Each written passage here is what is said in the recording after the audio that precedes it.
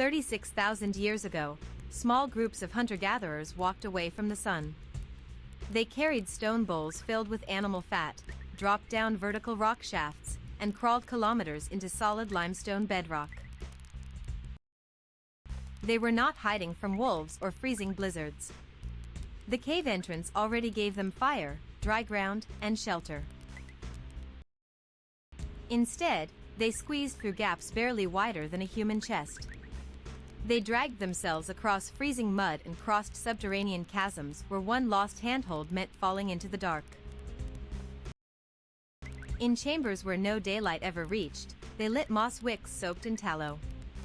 In air thick with smoke and thin on oxygen, they ground charcoal against rock and painted wild beasts across the walls. Archaeologists spent decades asking a simple question: why risk suffocation and disorientation to reach dead-end underground chambers? The evidence points to how sensory deprivation and thin air alter the human brain. Inside deep limestone networks like Chauvet, Lascaux, and Niaouz, darkness is absolute. Zero photons reach beyond the first 200 meters. When the human eyes receive zero light, the visual cortex does not go quiet. Within 48 hours of total darkness, the brain begins manufacturing its own input. Modern sensory deprivation tests show what happens next. People hear their own heartbeat like a drum. They hear footsteps in empty rooms and see phantom sparks drifting across their eyes. Underground, with no sun and no horizon, our internal clock breaks down. People lose track of whether 3 hours passed or 12. The mind slips into a semi-waking dream state. To navigate this void, Upper Paleolithic humans used fat lamps. They chipped shallow hollows into slabs of sandstone, filled them with rendered fat from horses, deer, or ibex, and laid in wicks of dried juniper or moss. A single tallow lamp casts a circle of amber light barely 2 meters across. Everything beyond that circle is pitch black. Each step deeper required fuel planning.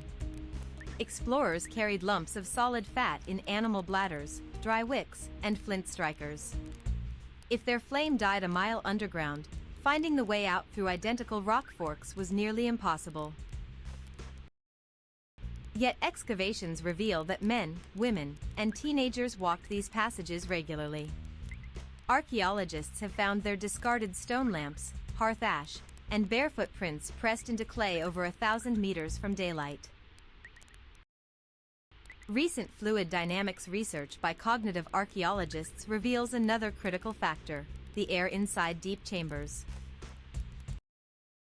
When multiple fat lamps burn inside narrow, poorly ventilated limestone pockets, they consume oxygen fast.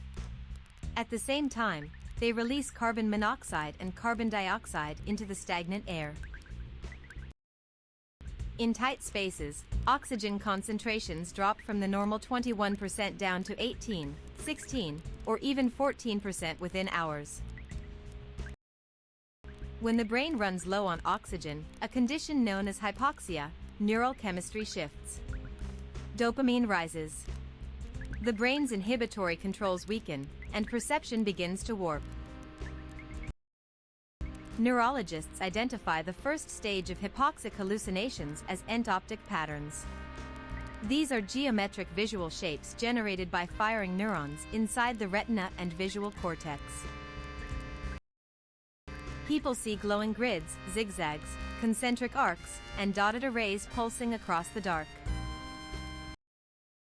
On the earliest layers of Paleolithic cave walls, long before full animal figures appear, researchers find these exact geometric forms: ochre dots, ladder grids, and wavy finger flutings dragged through soft ceiling clay.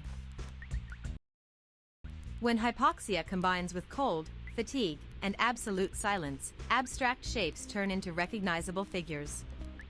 Shadows on uneven rock begin to look like living animals stepping out of the wall. Early humans did not view breathlessness and hallucinations as oxygen poisoning. To them, the racing pulse, the dizziness, and the visions meant the cave was opening a doorway to another world.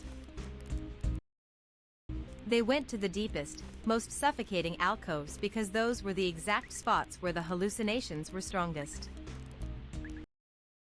Armed with chunks of charcoal, red iron ochre, and black manganese dioxide, ancient artists drew what they saw directly onto the stone. They did not paint on flat rock.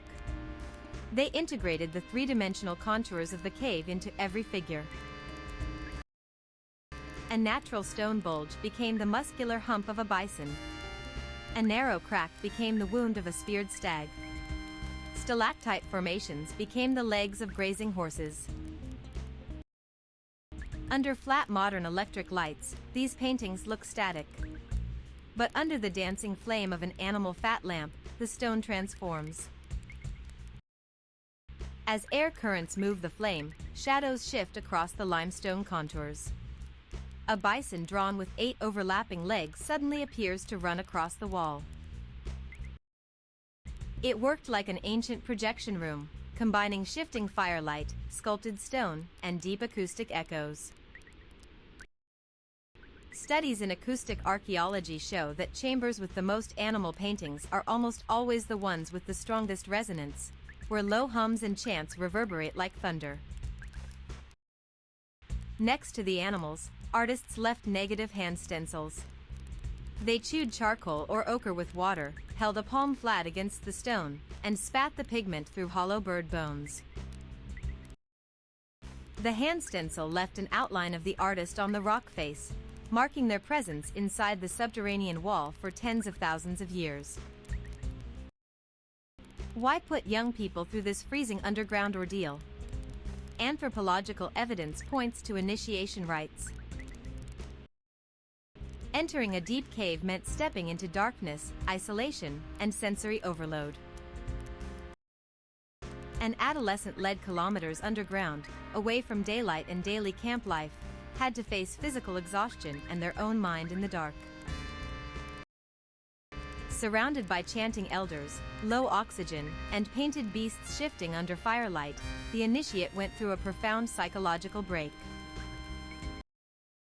When they crawled back out into the sun days later, their role in the clan had changed. They returned as recognized hunters and keepers of tribal memory. These deep chambers were where ancestral groups tested human endurance, built shared mythologies, and laid the foundations of symbolic art.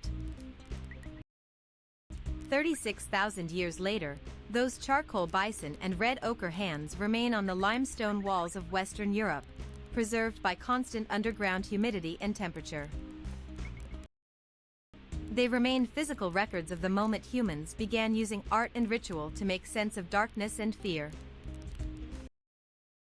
Would you walk a mile underground into total darkness with only a stone fat lamp? Leave your take in the comments below. If you want more deep dives into prehistoric archaeology and human origins, like the video and subscribe. See you in the next one.